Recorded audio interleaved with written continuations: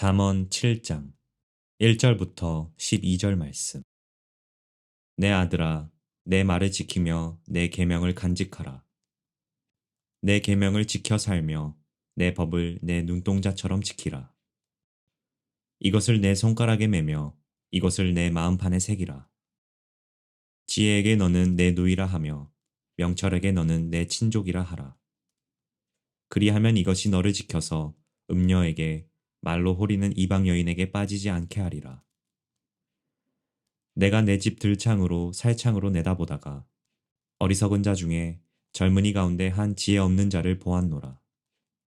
그가 거리를 지나 음녀의 골목 모퉁이로 가까이 하여 그의 집 쪽으로 가는데 저물 때, 황혼 때, 깊은 밤 흑암 중에라. 그때에 기생의 옷을 입은 간교한 여인이 그를 맞으니 이 여인은 떠들며 완악하며 그의 발이 집에 머물지 아니하여 어떤 때에는 거리, 어떤 때에는 광장, 또 모퉁이마다 서서 사람을 기다리는 자라. 자, 오늘은 나팔절 네 번째 시간으로 넘어갑니다. 우리는 지금 나팔절의 영적 의미에 대해서 살펴보고 있습니다. 단순한 영적 의미가 아니라 하나님께서 구약 성경에서 나팔절을 통하여서 우리에게 말씀하시는 예언적 의미를 알자는 것입니다. 그 첫 번째 의미는 왕이 오신다는 선포가 바로 나팔절이라고 했습니다. 두 번째는 하나님께서 나팔 소리와 함께 온 세상에 흩어진 자기 백성을 모으시는 날이 바로 나팔절이라고 이야기했습니다. 오늘은 심판의 경고의 소리가 바로 나팔 소리라는 것입니다. 이 모든 것은 서로 간 연관이 있습니다. 왕중왕이신 주들 중에서 주가 되신 참 하나님이 이 땅에 오셔서 이 세상을 심판하신다는 경고요. 그것을 위해서 온 세상에 흩어진 하나님의 백성들을 불러 모으시고 남아있는 하나님을 믿지 않고 하나님을 대적하는 자들을 심판하시는 이 일이 이루어지는 때가 바로 나팔절이라는 것을 성경은 말하고 있습니다. 여기서 우리가 깨달아야 할 것은 그러면 언제 나팔절이 임하느냐. 앞에서도 언급했지만 나팔절은 이 세상의 가장 어두운 가운데 처하여 있을 때입니다. 그래서 나팔절에 대해 생각하면 첫 번째 여러분이 떠올려야 할 생각이 어두움의 때이구나. 왜냐하면 나팔절은 티시리월 1일 유대인의 음력으로 유대인의 달력으로 1일은 금음날입니다. 우리도 그렇죠. 음력 1일은 금음날입니다. 캄캄합니다. 달빛이 완전히 사라진 때입니다.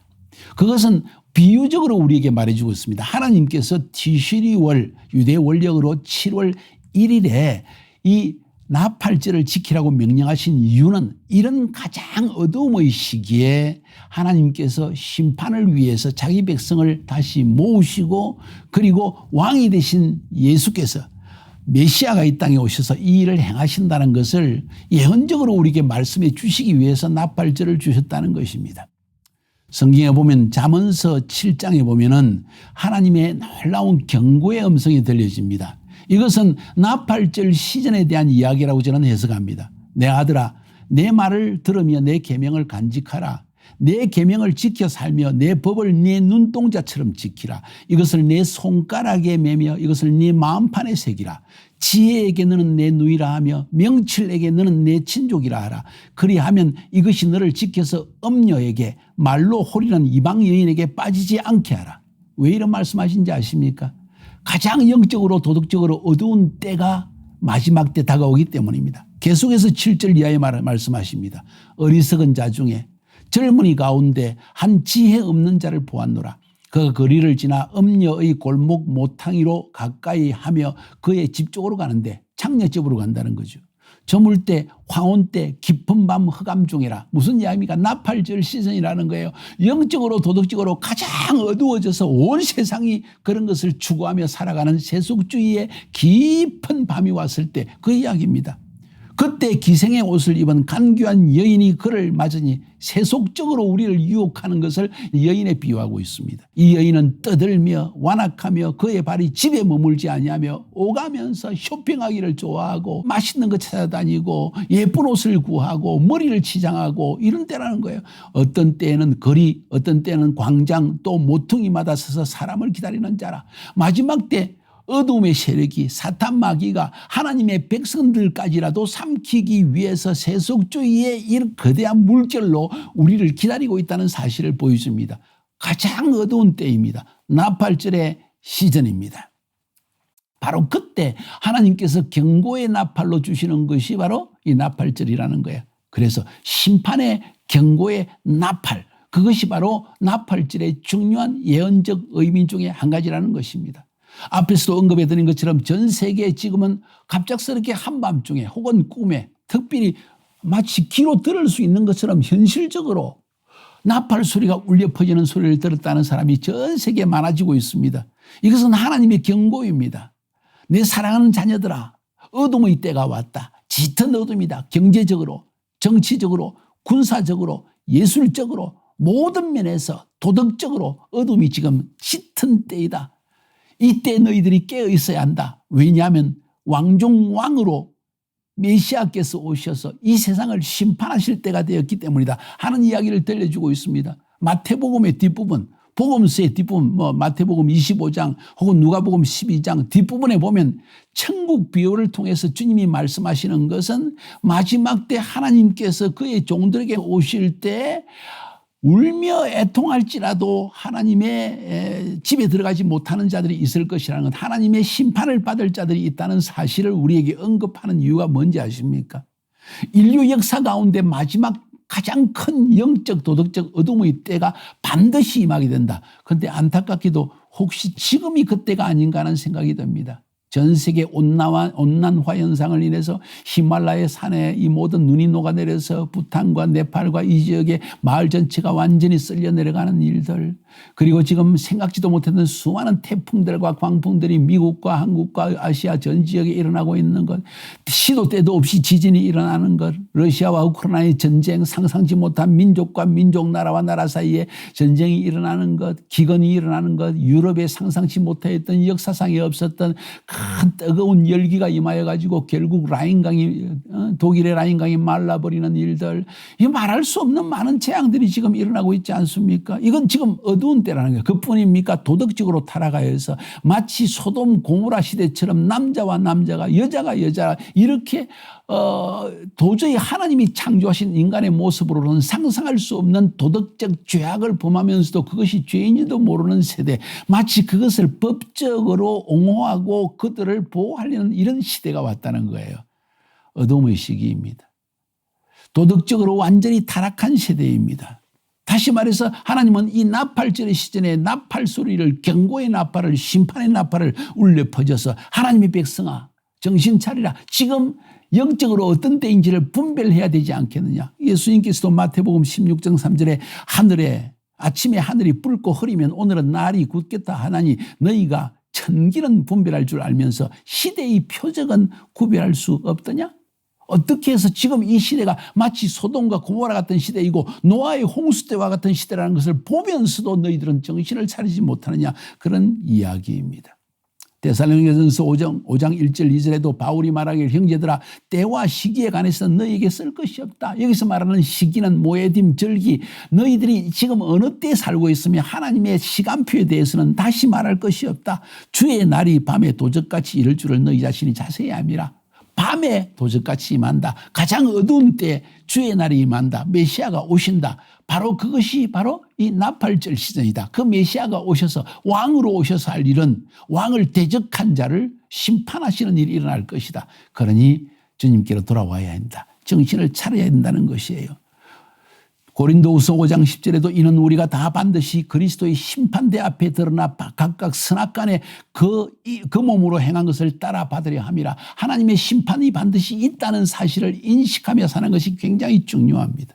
계시록 14장 17절 18절에도 또 다른 천사가 하늘에 있는 성전에서 나오는데 또한 이한 낫을 가졌더라. 또 불을 다스리는 다른 천사가 제단으로부터 나와 이한 낫 가진 자를 향하여 큰 음성으로 불러가로되 그 네 이한 낫을 휘둘러 땅에 포도송이를 거두라. 그 포도가 익었느니라 하고 말씀하신다는 거예요. 다시 말해서 하나님의 심판은 반드시 우리에게 일어난다는 것을 성경은 말해주고 있습니다.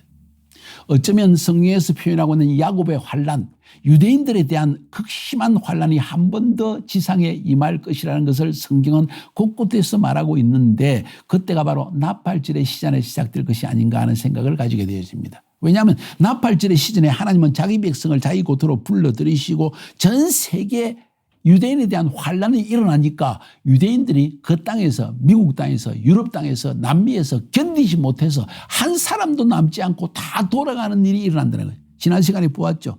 이방에 한 사람도 남기지 아니하겠다. 어떻게 그런 일이 일어날 수 있습니까?